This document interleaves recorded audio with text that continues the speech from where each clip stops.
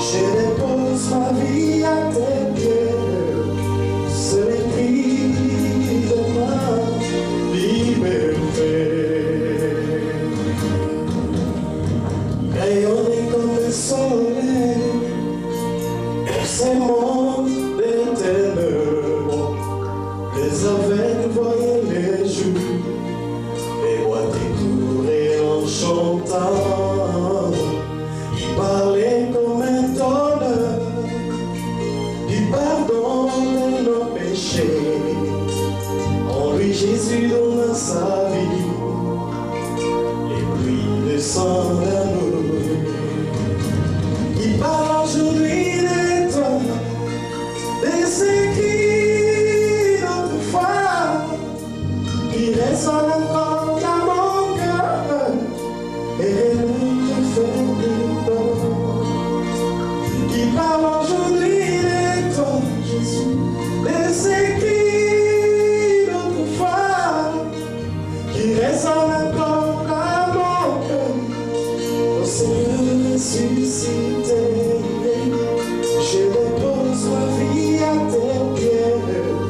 C'est l'écrit de ma liberté. Si j'ai souvent douté de lui, et même si je n'ai pas compris, j'ai tourné la page et voilà. Maintenant je sais, je crois, la vie, l'amour, l'espoir, ce Jésus vivant dans mon cœur. Oui, je l'aime, je l'adore, je chante son amour, qui parle aujourd'hui de toi, de ce qui d'autrefois, qui résonne encore dans mon cœur, et rien ne me fait plus peur. Qui parle aujourd'hui de toi, Jésus, de ce qui d'autrefois, qui résonne encore dans mon cœur. Au Seigneur ressuscité, je dépose ma vie à tes pieds. Sur l'écrit de ma liberté.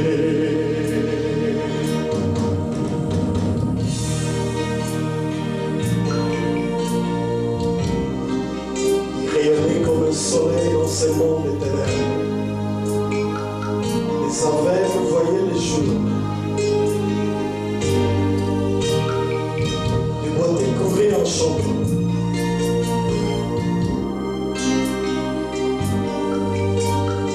Oui, je l'aime, je l'adore.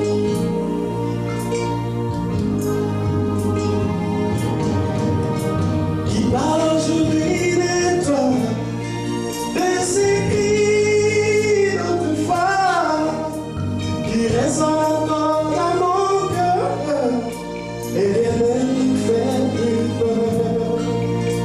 Qui parle aujourd'hui de toi, de ce qui d'autrefois, qui résonne encore dans mon cœur. Au Seigneur ressuscité, je dépose ma vie à tes pieds. Sur l'écrit de ma liberté.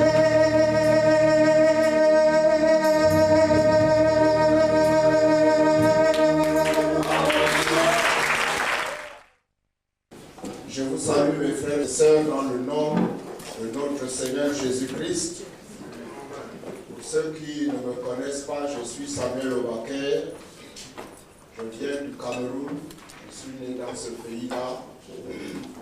C'est de là que je pars souvent pour aller quelquefois encore où le Seigneur me conduit.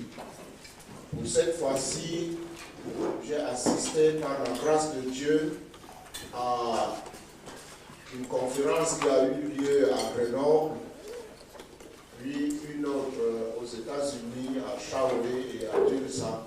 Je suis sur le chemin du retour.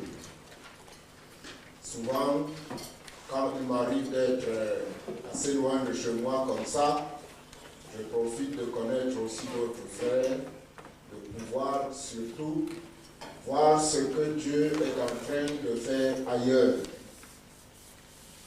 Je suis né dans ce pays, pour ceux qui ne connaissent pas mon témoignage, en 1928, des parents chrétiens, pasteurs presbytériens, d'une des plus importantes églises protestantes du pays.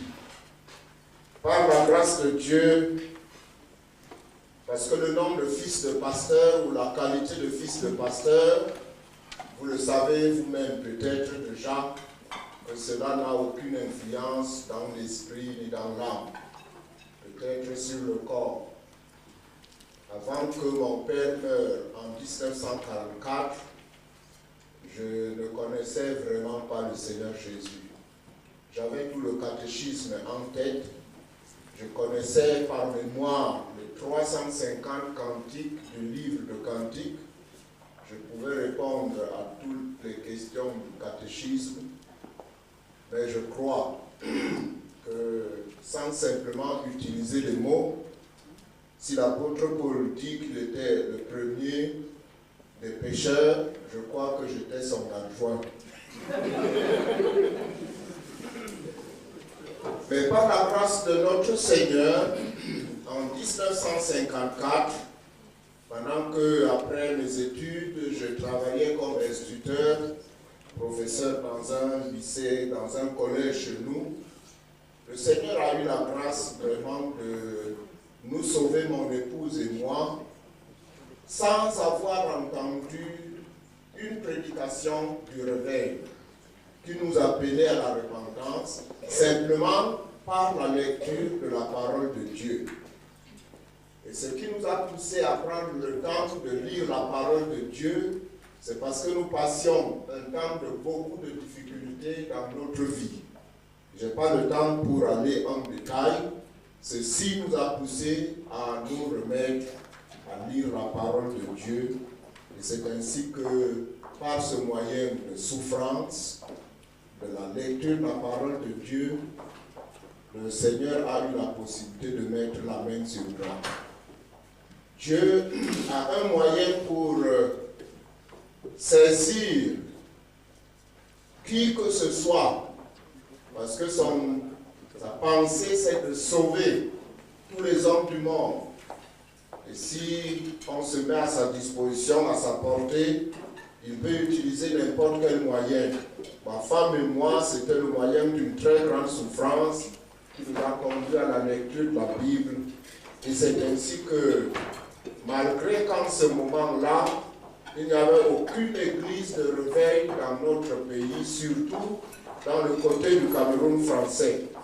Il n'y avait donc aucun prédicateur du plein évangile de réveil, mais simplement le Seigneur, par la lecture de la parole de Dieu, et peu à peu, il nous a conduit à découvrir sa volonté. Je veux aller rapidement. Avant que nous rencontrions le premier missionnaire du plein évangile, le missionnaire Gaston Verneau du Gabon, des Assemblées de Dieu, nous avons déjà découvert et nous étions déjà prêts à être baptisés par immersion. Avant cela, le Seigneur nous avait déjà baptisés par le Saint-Esprit, une équipe de 3 personnes que nous prions ensemble, sans connaître la doctrine du baptême du Saint-Esprit. Nous avions déjà découvert qu'il y a une puissance dans la foi avec la prière qui peut vraiment opérer des choses telles que la guérison et puis l'exaucement de certains cas. Mais tout ceci, nous ne pouvions peut-être pas avancer. Nous étions là comme Corneille qui avait rencontré même jusqu'à un ange, mais il lui fallait rencontrer Pierre qui devrait lui dire les choses par lesquelles il serait sauvé. C'est ce pasteur Gaston Verneau qui, 3 ans après, nous a baptisés par immersion, parce qu'aucun pasteur dans le pays ne voulait nous baptiser, à moins que nous devenions membres de son église. Voilà donc quelques années après, j'ai dû quitter mon travail d'enseignement. Je vais assez rapidement. Ceci, ce n'était pas une recherche parce que je ne pouvais jamais savoir ce qu'est l'œuvre de Dieu, ce qu'est prêcher, évangéliser, tout cela, ça ne me venait pas en tête. Mais un ange du Seigneur est venu une nuit dans notre chambre et m'a demandé de laisser mon travail d'enseignant et de me mettre à son œuvre. Il utilisait un langage que je ne comprenais pas, mais par la grâce de Dieu, nous avons pu obéir, ma femme et moi, et 3 mois après, nous avons démissionné de notre travail pour nous mettre à la disposition du Seigneur. Il est vrai que, avant que nous rencontrions cette personne merveilleuse, nous avions déjà vu que les témoignages que nous rendions à d'autres jeunes attiraient beaucoup de personnes à nous. Je crois que c'est ainsi que le Seigneur avait trouvé que c'était bien d'arrêter notre travail d'enseignant et de pouvoir nous occuper de nous-mêmes d'abord et des autres. C'est ainsi que par la grâce de Dieu, je vais devenir l'un des pionniers de l'œuvre du réveil qu'il y a aujourd'hui dans notre pays. Le Seigneur nous a conduits avec certains collaborateurs qu'il nous a donné la grâce de préparer, de former avec les moyens que nous avions en ce moment, les possibilités que nous avions et le niveau de connaissance des choses que nous avions.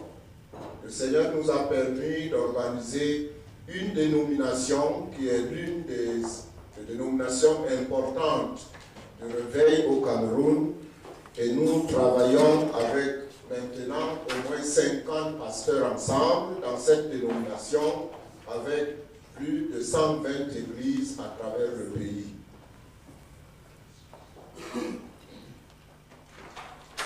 Mon ministère a un long chemin. Je pense que je vais vers la fin. Mais ma prière est que le Seigneur m'aide à ce que, avant que j'arrive à la fin, que je ne quitte jamais le chemin qu'il a tracé devant moi. Je pense que le Seigneur, en me permettant de souvent sortir de mon pays, d'aller dans d'autres pays, c'était pour voir comment ce que lui-même Dieu peut faire.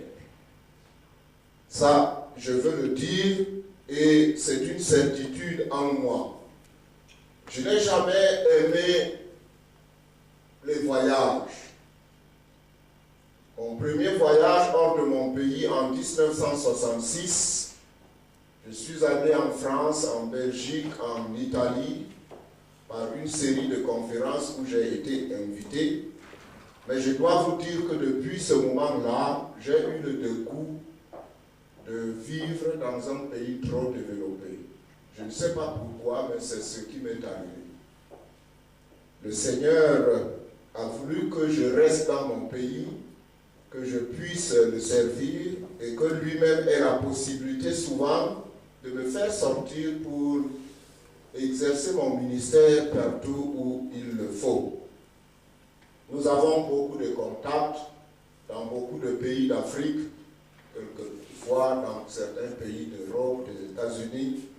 Mais l'essentiel pour nous aujourd'hui, c'est surtout de savoir ce que le Seigneur veut que nous fassions aujourd'hui.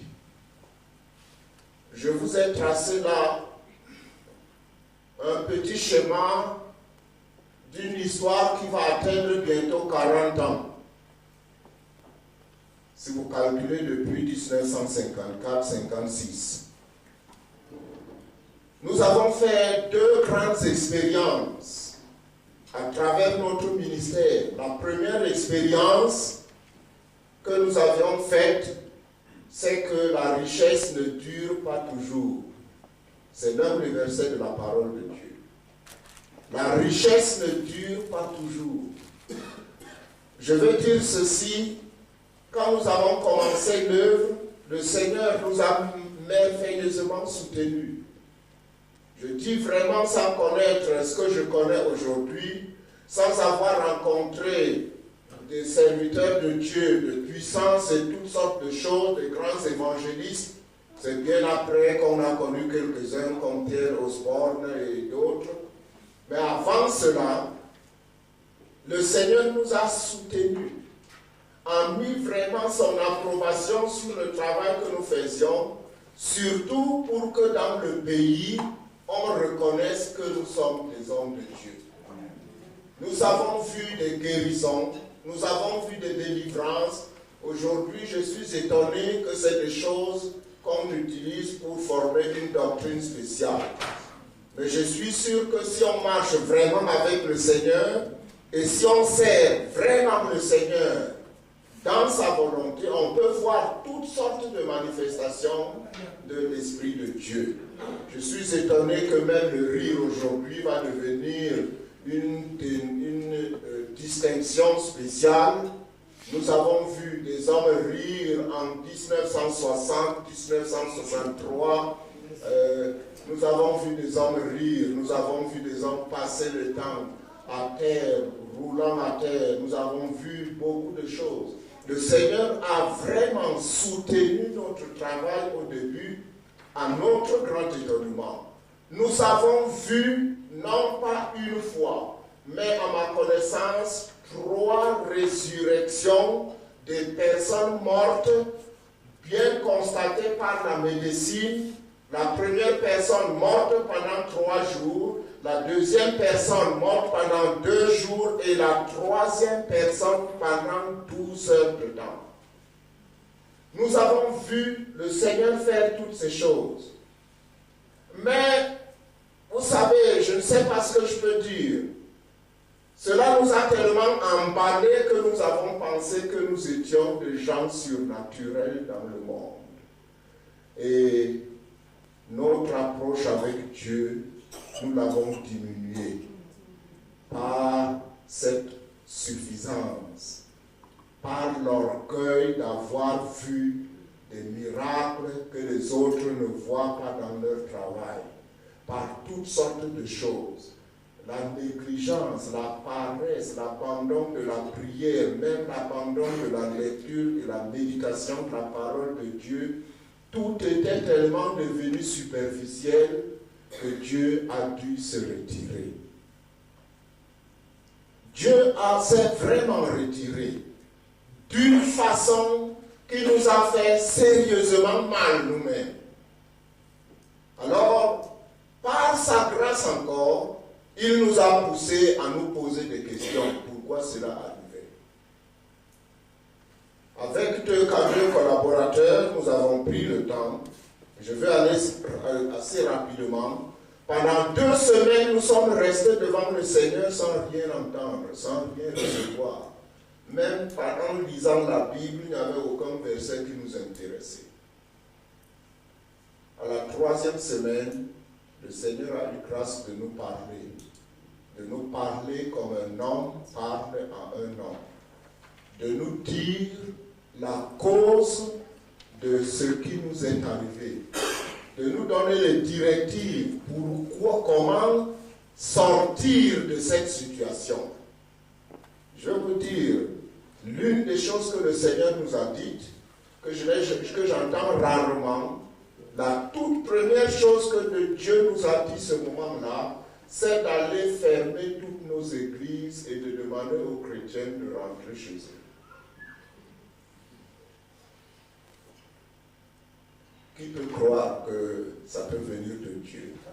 Tout de suite, on dit ça, c'est le diable qui veut absolument détruire l'œuvre. Mais c'était clair. C'était vraiment clair. Et c'était vrai. Il est vrai, en ce moment-là, nous étions au moins une vingtaine de pasteurs. Il n'y a qu'une dizaine de pasteurs qui ont accepté ces paroles comme venant de Dieu. Tous les autres ont refusé. Mais ceux qui ont accepté, nous avons fermé les églises. Et l'église qui a souffert la plus de cela, c'est notre église à Edea, qui a été fermée pendant 2 ans et demi. 2 ans et demi. Dieu nous a dit comment, ce qu'on devait faire pendant cette période-là.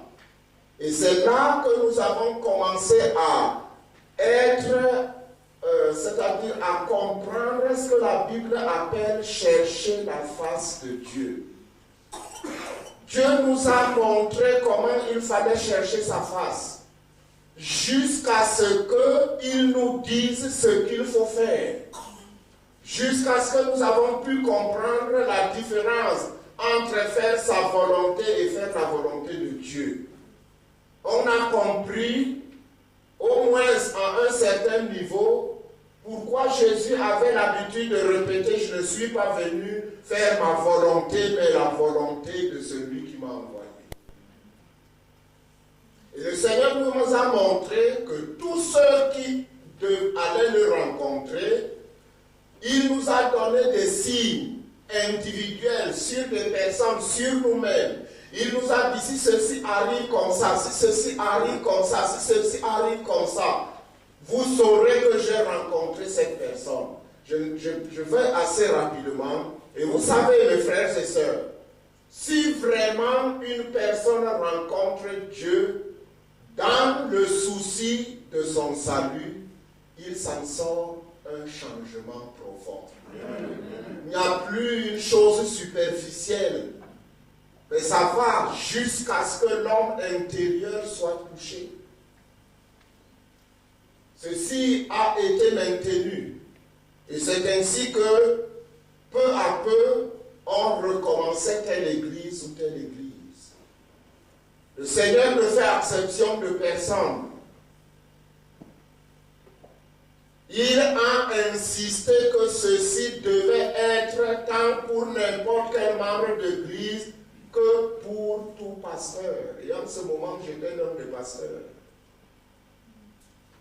Et vous savez, le Seigneur a travaillé si dur que pendant près d'1 an, j'ai fait tout pour essayer d'aider les autres et je voyais ceux que moi j'aidais qui étaient tout de suite aidés par le Seigneur et moi, jamais rien. J'essayais de prier, de gêner, rien du tout. La nuit, je ne rêvais que les canards qui traversaient le marigot. Mais le Seigneur était précis. Je crois que le Seigneur avait aussi fait comme cela pour que ça n'arrive pas tout de suite. Il faut que j'essaye d'aider les autres. Mais cela est arrivé.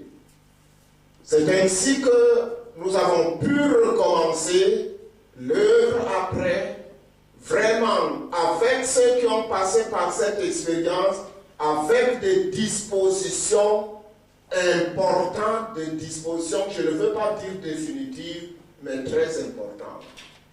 Vous savez, la Bible dit que même pour le simple baptême, c'est un engagement de bonne conscience envers Dieu. Et si vous savez, si cela n'est pas entre un homme et Dieu, tout le reste ne vaut rien. Surtout nous qui sommes serviteurs de Dieu, nous qui sommes appelés à conduire les gens auprès du Seigneur et les préparer pour la vie éternelle. C'est très lamentable de voir un serviteur de Dieu qui sert Dieu sans sa conscience, qui sert Dieu comme quelqu'un qui est dans une fabrique de voitures, qui est juste un professionnel sans être un homme de Dieu.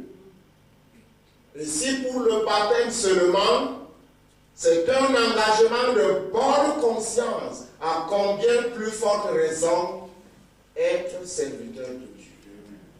La deuxième expérience que nous avons faite, et cela c'est ces dernières années, je vais aller rapidement, nous avions quand même une très bonne œuvre après cette expérience de fermeture de nos églises et de réouverture après la rencontre du Seigneur si nous cherchons sa face. Mais après, beaucoup de choses ont commencé à être notre faim et notre soif. Dans beaucoup de pays autour du Cameroun, on entendait parler du réveil, surtout quand j'allais dans des pays comme au Zaïre, aujourd'hui Congo démocratique, je rencontrais un réveil terrible. Quand j'étais là-bas, j'étais vraiment très content. Dès que je rentre au Cameroun, j'entre de nouveau dans le frigo. Le froid spirituel me ramasse encore. Cela a été une grande souffrance. Seigneur, pourquoi tu fais le réveil partout dans les pays autour, au Congo, même en Centrafrique, au Tchad, en Côte d'Ivoire, partout où je vais, je rencontre une action de l'esprit. Mais pourquoi au Cameroun ça meurt? Pourquoi au Cameroun c'est la glace? Je vais aller rapidement pour rencontrer le sujet dont je veux parler avec vous, qui est très important. L'une des choses que le Seigneur nous a mis à cœur, c'est de chercher l'unité du peuple de Dieu.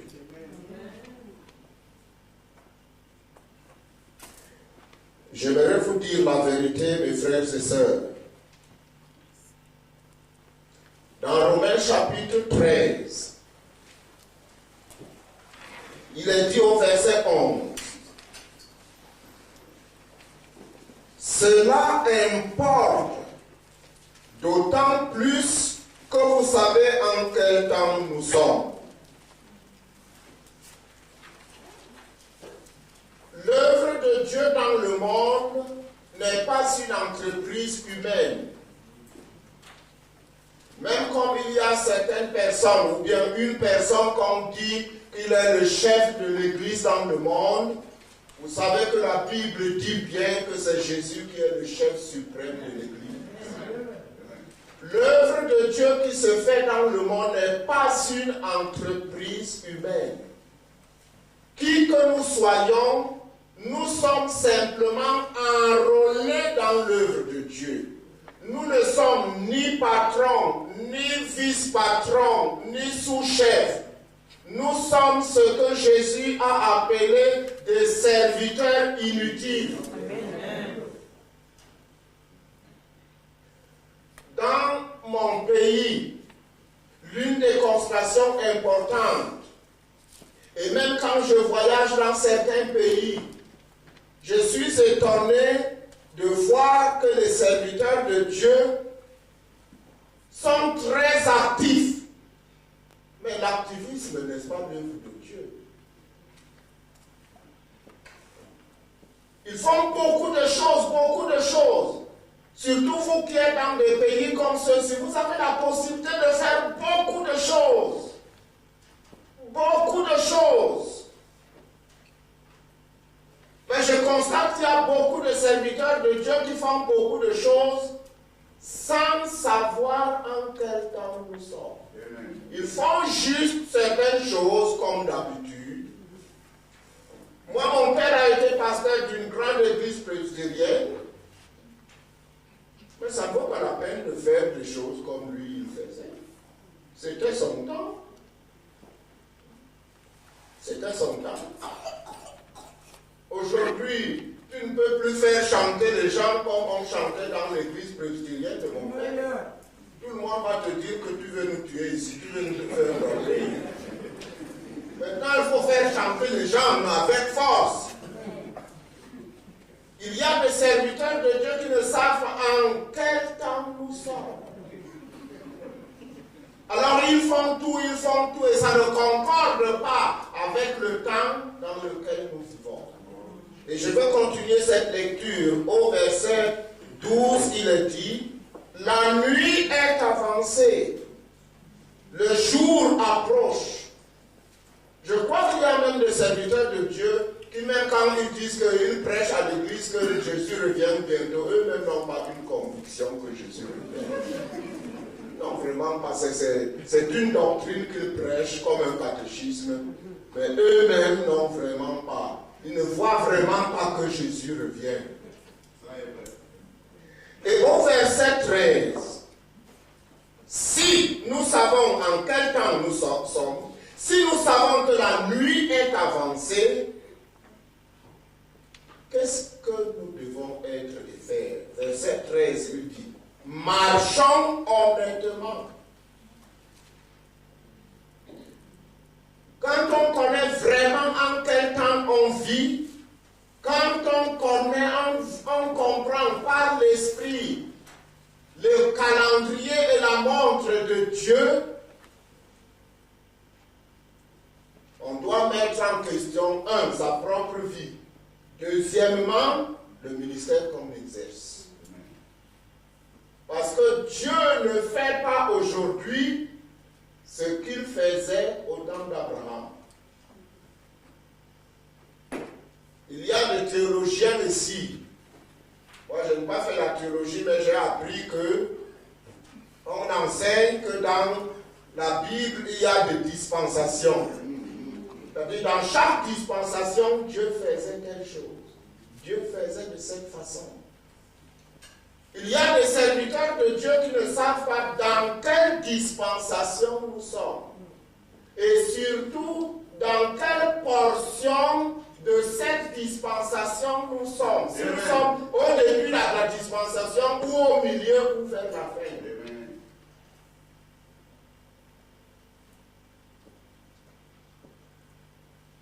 Moi, je crois qu'il faut que nous soyons vraiment sérieux. Quand la parole de Dieu dit marchons honnêtement, oui, vous allez me dire honnêtement, ça veut dire vis-à-vis du péché, ou ceci, mettre les choses en ordre, tout ça c'est bien. Mais je crois que pour un serviteur de Dieu, la plus grande honnêteté, c'est de savoir d'abord ce que Dieu veut faire. Quand Christ a rencontré Saul de Tarse sur le chemin de Damas, quand il a su que c'est le Seigneur Jésus, la question normale était, Seigneur, que veux-tu que je fasse? Pourtant, c'était un intellectuel. Pourtant, c'était un théologien. Pourtant, c'était un homme si capable. Un homme qui avait les lettres d'autorité pour aller faire n'importe quoi dans le pays. Mais quand il est arrivé, qu'il a rencontré le Seigneur Jésus, il a mis tout cela à terre. Il a cherché à savoir ce que Dieu veut qu'il fasse. Je dis que les temps que nous vivons, la plupart des gens, surtout nous les chrétiens, peut-être même beaucoup de serviteurs de Dieu, nous passons seulement le temps à constater comment ça va mal. Ça va mal, la crise, ceci, tout ceci, les difficultés. On ne pense qu'à l'avenir de mes enfants, les études de mes enfants, l'héritage de mes enfants, je n'ai pas de maison, je n'ai pas ceci, tout cela. En tant que serviteur de Dieu, on passe le temps à constater toutes ces choses comme les gens du monde. Pourtant, la Bible dit, ne vous souciez pas de ce que vous mangerez, ce que vous boirez, ce dont vous serez revêtus. C'est les païens du monde qui cherchent ces choses. C'est écrit dans votre Bible, pas seulement dans la mienne. C'est les païens du monde qui cherche ces choses. Quel est ce pasteur-là qui peut passer toute une semaine avec sa femme seulement dit vraiment la crise? Maman, comment on va faire? Comment on va faire? Demain, tu iras avec quoi au marché? Les enfants vont manger quoi? Et on va en vacances où? Vous qui aimez les vacances ici, on va aller où? On va faire quoi? Cet enfant étudie quoi? Tout ça. La Bible dit, votre Père sait que vous en avez besoin. Il sait.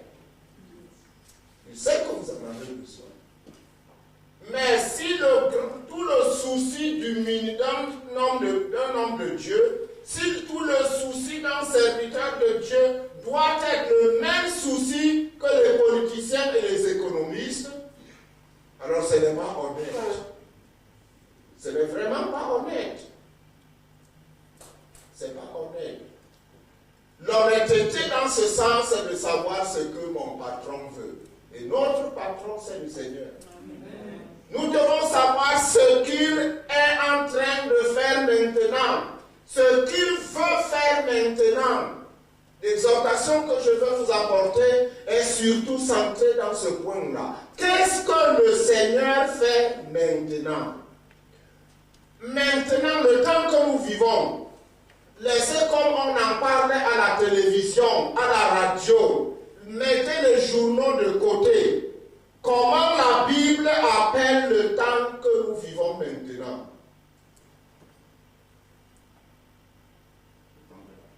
Hein? Que le Seigneur te bénisse, mon frère. Dieu sait que dans les derniers temps, les temps seront difficiles. Vous connaissez cet enseignement comme moi dans la parole. Les temps seront difficiles. Ça, ce n'est plus une chose à chercher. Ce n'est plus une chose à passer le temps à discuter. La Bible dit que les temps seront difficiles. Mais nous, en tant que serviteurs de Dieu, nous devions savoir que nous sommes dans les temps de la fin. Et dans les temps de la fin, qu'est-ce que Dieu est en train de faire?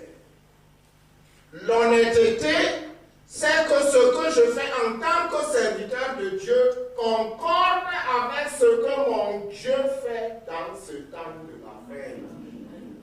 Qu'est-ce que Dieu fait maintenant dans ce temps de la fin? Quel est le souci de Dieu? Quelle est la promesse de Dieu?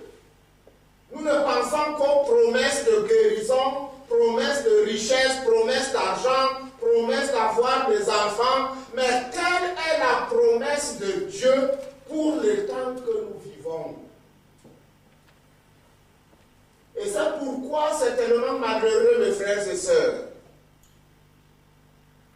À partir de mon propre pays, et quelquefois quand je voyage, je sens la même chose. On ignore que pour ces temps de la fin, Dieu est en train de faire un chapitre spécial de son œuvre. Dieu ne travaille pas par hasard. Dieu n'est pas un aventurier. Dès avant la création du monde, Dieu s'appelle le Dieu des temps marqués. Votre Bible dit dans le livre de Romains, quand les temps furent accomplis, Jésus-Christ vint. Ce n'est pas quand Dieu a vu le monde plein de pécheurs qu'il a commencé à se gratter la tête. Comment je vais faire? Comment vraiment je vais faire? Il y a beaucoup de pécheurs maintenant au monde, puisque le jour où j'ai créé le monde. Non! Dieu avait déjà tout organisé. Il a su qu'à telle période, Jésus doit venir. Et quand il viendra, il fera ça, ça, ça et ça. Et Jésus est venu au temps marqué. Et il a fait ce qu'il devait faire. Dieu savait qu'avant que Jésus vienne, Jean-Baptiste doit venir. Dieu n'est pas simplement surpris par la marche du temps. Et nous pouvons affirmer que nous sommes à la fin du temps. Quelle est donc la préoccupation de Dieu pour la fin du temps? Surtout en ce qui concerne le ministère. Quelle est la préoccupation de Dieu? Quelle est notre préoccupation? Dans mon pays, chaque pasteur est pasteur. Et il ne se préoccupe que de son église.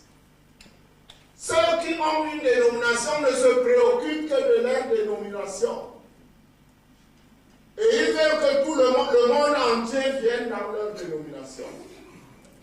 Et c'est pourquoi en même temps ils sont pécheurs d'hommes et voleurs d'hommes.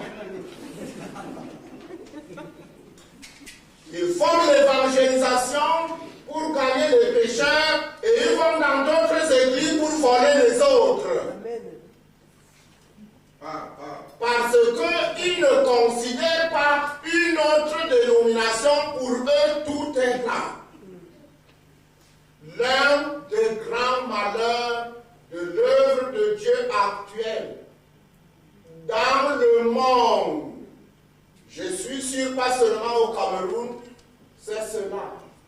Beaucoup de serviteurs de Dieu ne savent pas que la grande préoccupation de Dieu actuelle pour ces temps de la fin, ce n'est pas seulement l'église locale, ce n'est pas seulement la dénomination, mais c'est l'église qui va être enlevée. C'est l'église qui va être enlevée.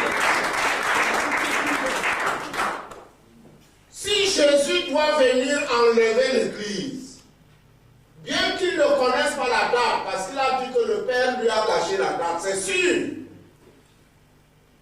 Mais si on vous amenait maintenant au ciel, où il est assis à la droite du Père, et vous lui posez la question, Jésus, tu es en train de réfléchir à quoi? Il vous dira qu'il réfléchit à quoi?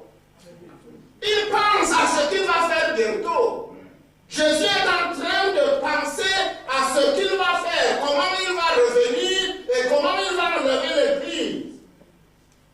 Et comme Jésus regarde le monde entier, il n'a que faire des dénominations, il n'a que faire de toutes ces maisons de prison, parce que toutes ces dénominations, ça devient de plus en plus des maisons de prison. Quand quelqu'un a parvenu à accaparer quelques personnes, il ferme la porte. Il dit jamais, ne sors pas. Si tu sors, tu es maudit. Moi, j'ai entendu, sortant de la bouche des hommes de Dieu qui se disent hommes de Dieu, si tu quittes mon église, je te maudis.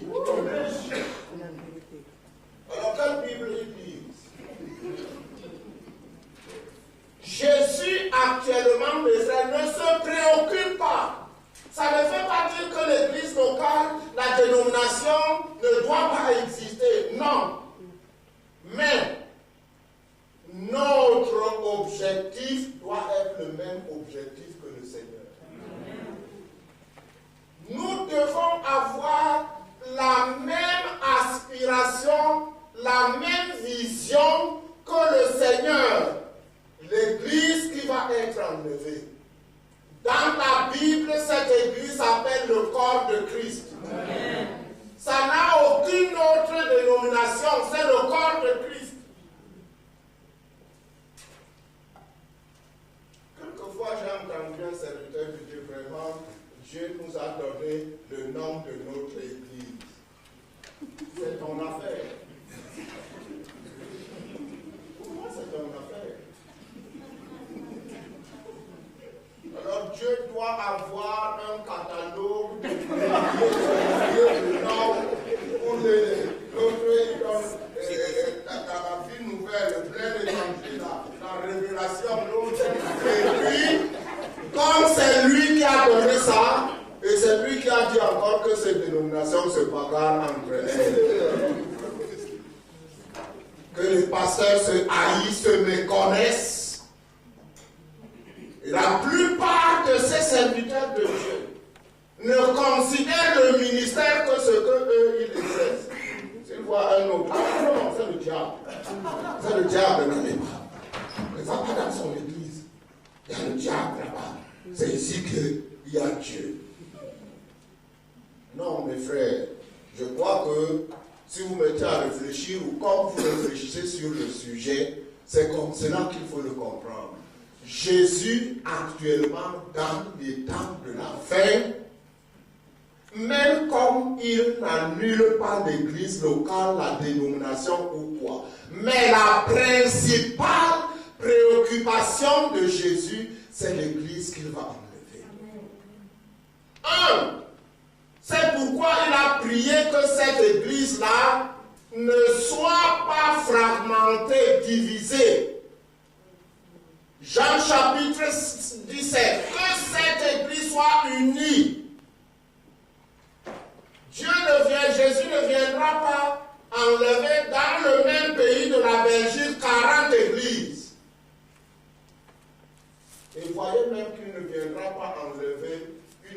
dans chaque pays. Même pas dans chaque pays. Il viendra seulement enlever une église dans le monde entier. Une seule. Alors, ne te mets pas en marge de la vision du Seigneur. Nous sommes dans le temps de la fin. Et si tu ne connais pas les textes dans la Bible qui montrent que dans le temps de la fin, même si tu as une église locale, même si tu as une dénomination, même si c'est toi le président, directeur général, international, que tu saches que la préoccupation de Dieu, du Seigneur Jésus, c'est l'église qui est son corps. Voilà l'un des textes. Michée chapitre 4.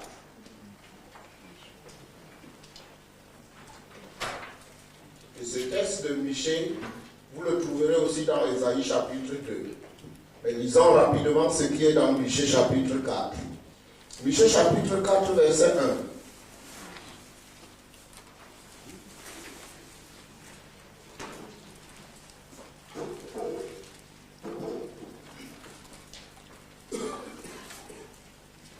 Il arrivera, futur, dans la suite des temps. Il arrivera dans la suite des temps. Ça, c'est le futur. Mais même quand la dernière trompette sonnera, ce texte sera toujours au futur. Même le jour où la dernière trompette sonnera, que l'église va être enlevée dans ta Bible, ce texte sera toujours au futur. Alors ne te trompe pas. Ce texte n'est plus au futur, mon frère. Il faut le lire comme ça. Le temps est arrivé. Dans la fin de temps que nous sommes, que la montagne de la maison de l'Éternel sera fondée sur le sommet des montagnes et qu'elle s'élèvera par-dessus les collines et que les peuples y afflueront. Je m'arrête d'abord là. Il y a ici 3 choses qui sont mentionnées. La montagne de la maison de l'Éternel. Ça, c'est l'image de l'Église qui est le corps de Jésus-Christ, qui n'a pas de dénomination. La montagne de la maison de l'Éternel, ce n'est pas l'église que Obakar a fait à Edea. La montagne de la maison de l'Éternel. Il dit que cette montagne de la maison de l'Éternel sera au-dessus des autres montagnes et des autres collines. Les autres montagnes et les autres collines, c'est alors nos églises que nous fabriquons, nos dénominations que nous fabriquons, et que nous pensons être plus importantes dans ce monde que n'importe quoi. Ça ne vaut rien aux yeux de Dieu. Ça ne vaut rien. Et une église, même de 10 fois plus que l'église de Yom Show, ça ne vaut rien aux yeux de Dieu. C'est lui qui ouvre une personne pour avoir une grande église. Il ouvre aussi d'autres personnes pour avoir une petite église. Il ne faut jamais l'oublier. Si tu n'es pas ouvert pour avoir une grande église, tu n'en auras jamais. Mais oui! Il y a un petit village à Edea qui s'appelle Okot, qui n'a que 20 habitants, 20 personnes qui habitent à Okot. Est-ce que je peux faire là-bas une église de 2000 membres? Je ne peux pas faire là-bas une église de 2000 membres. Dieu ouvre certains pour avoir de grandes églises. Dieu ouvre d'autres pour avoir de petites églises. Vous ne pouvez pas me douter. La Bible dit que c'est Dieu qui fait le riche et le pauvre. C'est dans le Proverbe. Dieu alors non. C'est Dieu qui fait le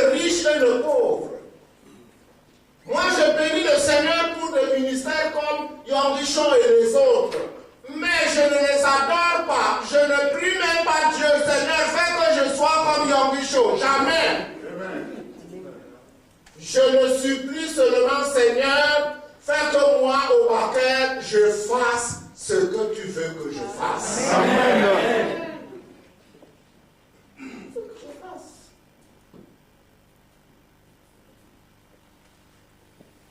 J'ai formé un jeune garçon à travers mon ministère, converti par notre ministère. Je l'ai formé et il a étudié dans notre école biblique. À Douala, il a une église 2 fois plus grande que la mienne. 2 fois plus grande. Alors vous voulez que je fasse comment? Que je lui dise, non, tu n'as pas le droit d'avoir une église plus grande que moi. Pas du tout. Dieu fait comme il veut. Ne mets pas l'accent sur ce que tu es en train de faire, comme si tu es quelque chose. Quand Jésus viendra enlever son église, toutes ces églises, Yom n'aura aucune valeur devant le corps de Christ. La montagne de la maison de l'Éternel. C'est là où aujourd'hui, Dieu peut faire que tel serviteur de Dieu fasse de grandes choses, l'autre fasse des choses moyennes, l'autre fasse des choses petites.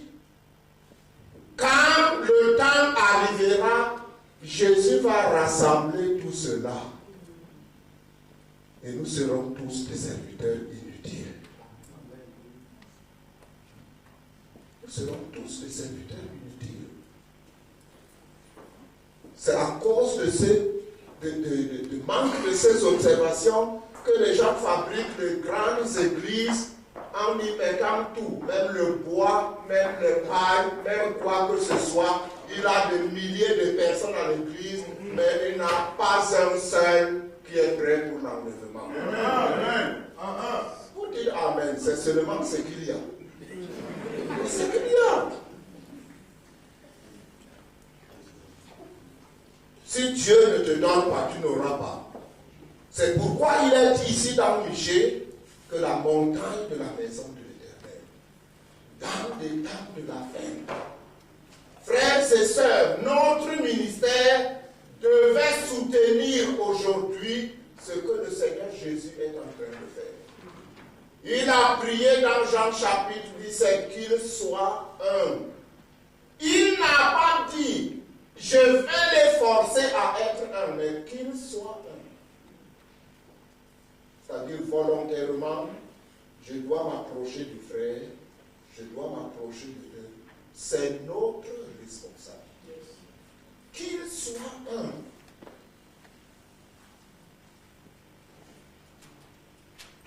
Il y a des gens qui prient pour le réveil. On peut prier pour le réveil, même mettre les églises comme des manœuvres d'intercession. Il prie pour le réveil, il n'y a jamais le réveil. Dieu ne peut pas faire le réveil parce que simplement tu as prié. Il faut les hommes de réveil. Il faut les hommes que Dieu peut utiliser pour faire éclater le réveil dans une ville. Combien d'entre vous sont prêts à être utilisés pour le réveil à Bruxelles, pour le réveil en Belgique? Alors, à quoi ça sert-il de prier pour le réveil si personne n'est disponible?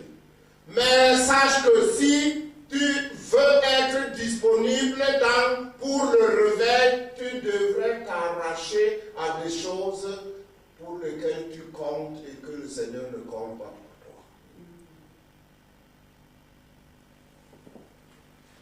Pour que le peuple de Dieu soit uni, il faut que nous puissions nous mettre à ce travail-là. C'est pourquoi il a prié qu'il soit un. Il faut que nous soyons un. Vous savez bien, dans Éphésiens chapitre 4, à partir du verset 11, pourquoi Dieu donne le ministère? les uns comme apôtres, les autres comme prophètes, évangélistes, pasteurs et docteurs.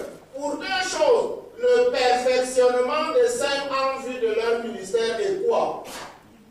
Et l'édification de la meilleure dénomination de la ville. Et l'édification de quoi? Je dis, frères et sœurs, ce n'est pas une doctrine. C'est un ordre de ministère. Si tu es vraiment serviteur de Dieu, tu dois perfectionner les saints. Et tu dois contribuer à ce que le peuple de Dieu cesse d'être divisé. À ce que le serviteur de Dieu cesse de se méconnaître. Tu dois travailler à l'édification du corps de Christ. Quelquefois, il arrive chez nous, nous avons reçu des hommes comme Bonke dans de grandes campagnes d'évangélisation. Quand ils viennent, allez, on se rassemble.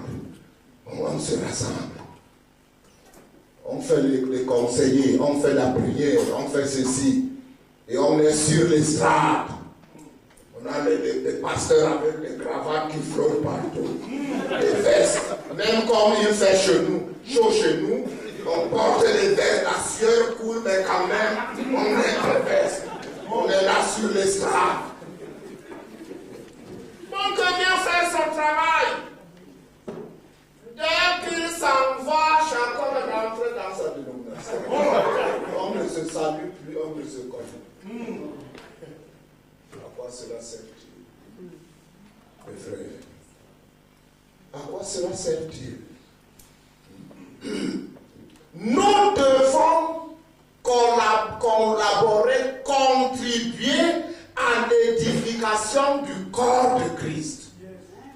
Dans la ville où je suis, il faut que dans mon ministère, je travaille pour édifier les âmes que Dieu m'a confiées, mais que je travaille aussi à édifier le corps de Christ, à chercher des autres, à dire, frère, nous servons le même Seigneur, nous servons le même Maître.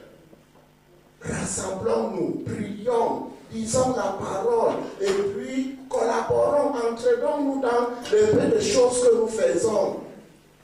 Cessons le vol des chrétiens.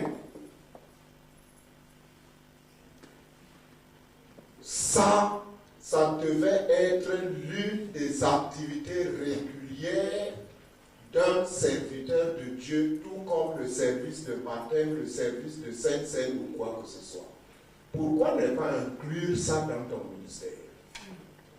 Sois un homme qui gagne des âmes pour ta dénomination, qui perfectionne les saints, mais sois aussi un homme, un ministère qui édifie le corps de Christ.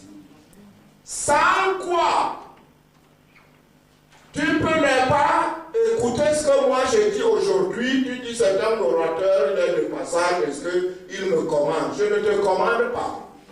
Je ne plaide que la cause de Dieu. Que feras-tu au tribunal de Christ? Que feras-tu au tribunal de Christ?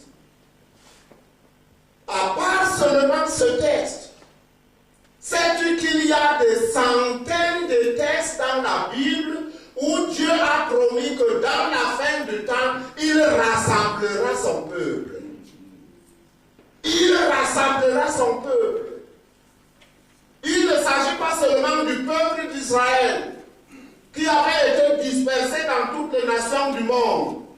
Il s'agit aussi de l'Église qui est le peuple de Dieu, qui se détruit par les divisions, par la méfiance, par la méconnaissance et par les ministères qui ne servent pas au corps. Les ministères qu'on enferme dans les petites boîtes des églises locales et des dénominations. C'est très bien. Un pays comme celui-ci, une grande quantité de serviteurs de Dieu ici, c'est très bien. J'ai parlé avec mon frère là. Nous aimons beaucoup de serviteurs étrangers chez nous. Parce qu'il y a un impact là.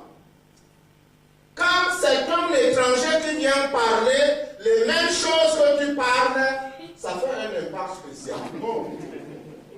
Il ne viendra pas prêcher une autre Bible. Il va prêcher la même Bible. Mais j'aime qu'il vienne. Mais écoutez-moi, mes frères et sœurs. Je n'attends pas seulement que quand les étrangers viendront, je dois exercer le ministère que le Seigneur m'a donné. Peut-être mon frère est un grand évangéliste, c'est bien. Je vais l'inviter à venir au Cameroun. On va faire une grande campagne d'évangélisation. On va mouvoir toutes les églises et on fera une grande campagne d'évangélisation. Mais est-ce que ça veut dire que dans tout le Cameroun, il n'y a pas un seul évangéliste? Justement. Et vous savez ce que nous faisons? Nous ignorons les évangélistes qui sont prêts et nous reconnaissons ceux qui sont prêts. Nous ignorons nos propres frères qui sont proches et nous oublions que la Bible ne parle même pas beaucoup de frères éloignés. Mais oui, pourquoi vous riez, frère? Aime Dieu de tout ton cœur, de toute ta pensée et aime qui encore? Ton prochain, vous êtes appelé celui qui est aux États-Unis. Mon prochain d'abord est cet évangéliste du Cameroun qui a la même peau noire que moi, que je dois aussi soutenir afin qu'il fasse une grande campagne. Et quand je recevrai celui qui vient des États-Unis, ce sera encore bien. Et l'œuvre de Dieu ne fait que tarder. Et la Rose-Croix, là, comme chez nous au Cameroun, la franc-maçonnerie, la sorcellerie, ne fait que des ravages, pendant que nous sommes là en train de dormir, chacun faisant seulement des plans avec sa petite église. Vous voyez, dans le monde aujourd'hui, tout se rassemble. Même les usines qui fabriquent les voitures. On dit qu'il faut se mettre ensemble pour faire de grandes choses. Mais que font les serviteurs de Dieu? Mon exhortation, mes frères et mes sœurs, je ne viens pas pour vous forcer. Je ne viens pas pour vous commander. Mais mon exhortation, prenez-la simplement comme un frère en Christ. Cherchez à édifier le corps de Christ. Cherchez à vous reconnaître comme les serviteurs d'un même maître.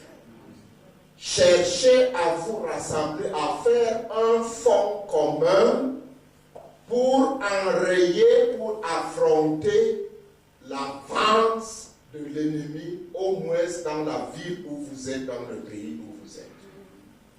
Vous savez, depuis 10 ans, le Seigneur nous a mis à cœur ce travail.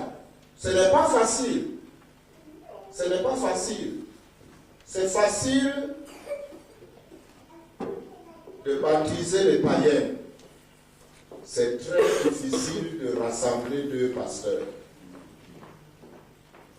Si vous voulez chercher les gens les plus têtus, les plus durs d'entendement, n'allez pas chez les païens, cherchez parmi les pasteurs. Chacun veut être grand. Une réunion comme ceci, vous verrez que certains ne viennent pas ici parce que c'est elle qui a invité.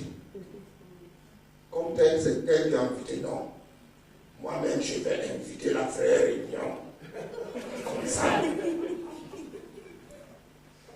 Mes frères, la nuit est vraiment avancée. Nous sommes dans les temps où Jésus n'est préoccupé que de son corps qui va être enlevé. Si tu veux être ouvrier avec lui dans ces temps de la fin, c'est vrai, perfectionne les quelques âmes que tu as, mais participe à l'édification du corps de Christ, d'une façon ou d'une autre. Je dis que c'est l'une des tâches difficiles. L'une des tâches difficiles.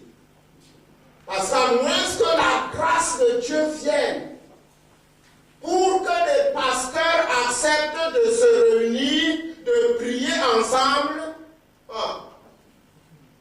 pour que chacun admette que pour une telle réunion, j'annule tel programme, il faut seulement la grâce de Dieu. Il faut la grâce de Dieu. Pourtant, c'est ce qu'il faut. Que ce soit dans la ville où vous êtes 2 ou 3, que ce soit dans un pays comme ceci, une réunion comme ceci, vous passez le temps à prier, à chercher la face de Dieu. Il y a ici des hommes et des femmes qui sont ouins, de façon que si vous êtes vraiment sincère devant le Seigneur, il vous parle. Il vous parle. Le Seigneur peut vous révéler des mystères qu'il y a dans cette ville de Bruxelles, des mystères qu'il y a dans ce pays de la Belgique, pour que vous ayez la possibilité de l'arracher dans les mains du diable. Et je crois que chacun prie comme ça. Seigneur, donne-nous la Belgique, donne-nous la Bruxelles. Tu peux prendre ça toi seul. Tu ne peux pas toi seul. Tu ne peux pas faire ça toi seul. Dieu n'a pas créé le monde lui seul. Il était avec le Père, le Fils et le Saint-Esprit. Faisons l'homme à notre image. Le Père n'a pas dit, ah non, Jésus, toi tu es mon fils et reste là, je vais créer le monde. Non. Et il a fait une grande œuvre. Et jusqu'aujourd'hui, ils travaillent ensemble. Jésus va dire, mon Père agit, jusqu'à présent, moi aussi j'agis. Ils sont tous à l'œuvre. Pendant que nous voulons travailler l'un à côté de l'autre. Mes frères et sœurs, la vision que nous devions avoir aujourd'hui, en plus, sans laisser ce que nous sommes en train de faire, c'est la vision du corps de Christ. Et en plus de toutes les activités que nous faisons, nous devions aussi être actifs dans la communion et dans la collaboration pour que le corps de Christ se manifeste. Pour que le corps de Christ se mette ensemble, un seul front, pour faire de grandes choses pour Jésus. Jésus a dit, ceux qui croient en moi fera de grandes choses, beaucoup plus que ce que j'ai fait. Mais il n'a pas dit que nous ferons ça individuellement. Tu ne peux jamais faire de grandes choses individuellement. Jamais. Pardon. Parce qu'en toi seul, tu ne peux pas avoir tous les dons spirituels. Il y en a qui forcent dans leur ministère. Comme il a vu que tel a guéri le malade, lui aussi, il tape les gens, il secoue pour que au moins la guérison vienne. Jésus n'a pas dit ils secoueront les malades. Non, il n'a pas dit ça. Il n'a pas dit ils secoueront les malades, ils imposeront les mains.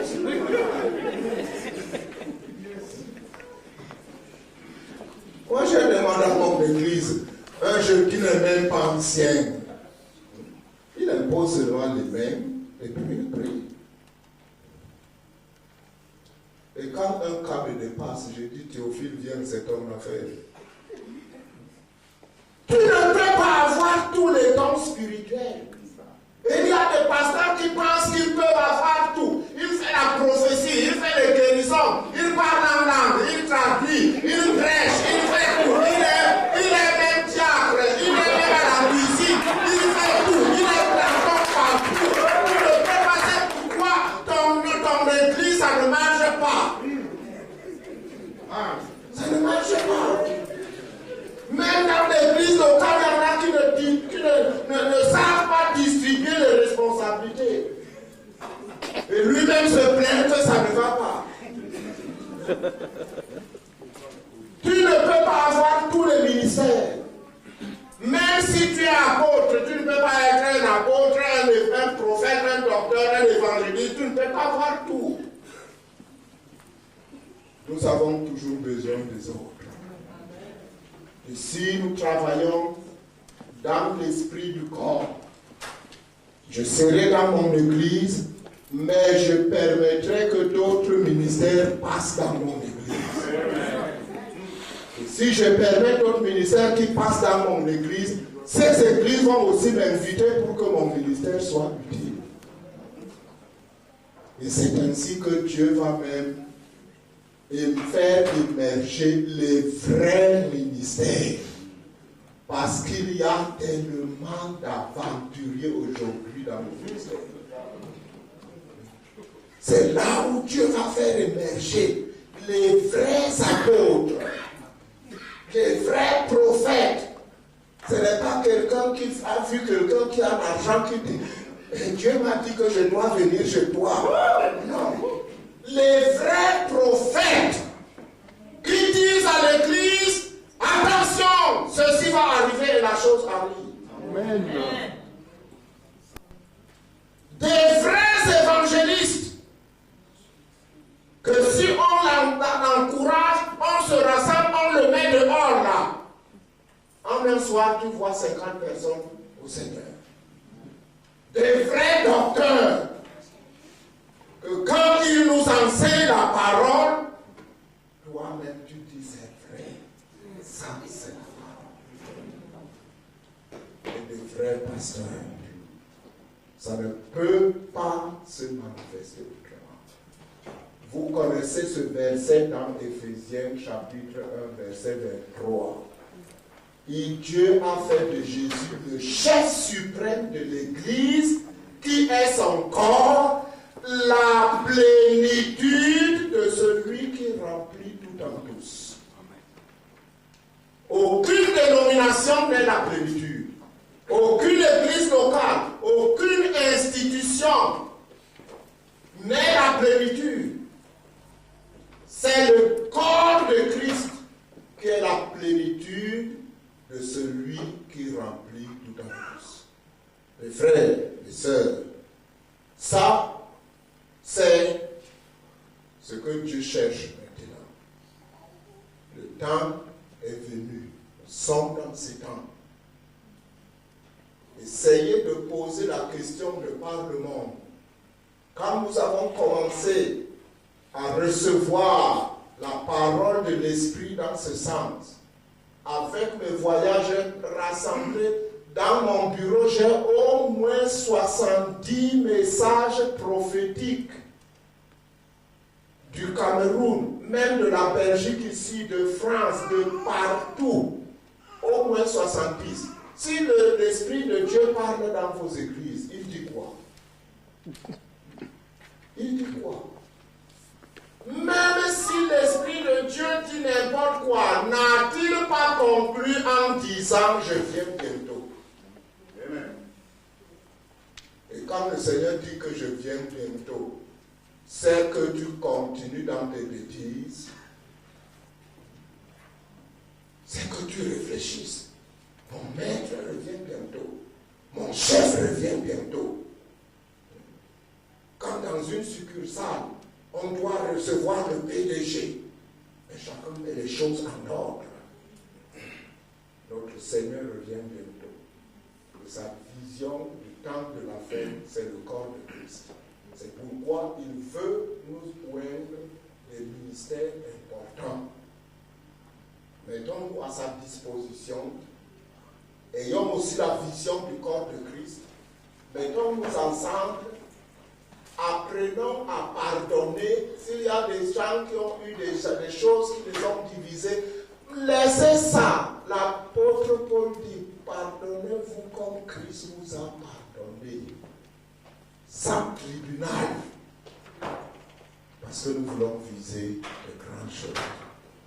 Que le Seigneur vous bénisse, mes frères et sœurs.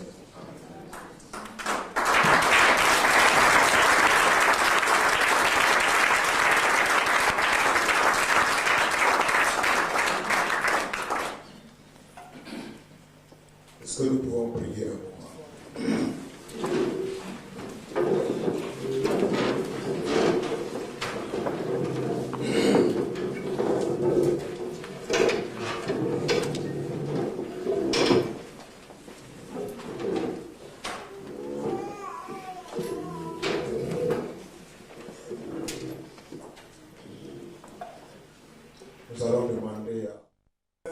Père, que nous prions nous tous maintenant. Nous avons entendu, nous avons dit Amen. Nous avons prié pour que Dieu nous pardonne. Nous avons manqué le but. En manquant le but, nous avons péché. Que Dieu purifie son église de Bruxelles et de Belgique. Que Dieu pardonne les serviteurs de Dieu qui se sont écartés. Nous allons demander vraiment que nous puissions vivre dans la paix sincère. La Bible dit conserver l'unité de l'esprit par les moyens de la paix. Nous ne vivons pas dans la paix. Nous prions que chacun de nous prie pour que Dieu, sa grâce abonde, car nous avons manqué le but. Prions, s'il vous plaît.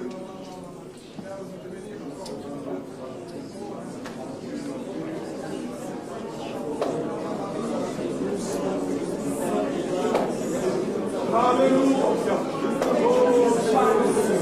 Alléluia.